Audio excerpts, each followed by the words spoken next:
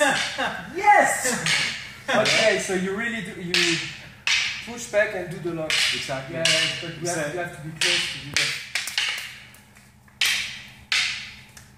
Yeah, close combat. Doesn't work.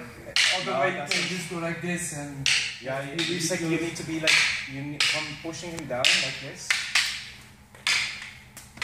Yeah, you need to push him down. And once you have pushing him there, you need to lock him there right away. Yeah, again. Using my grip.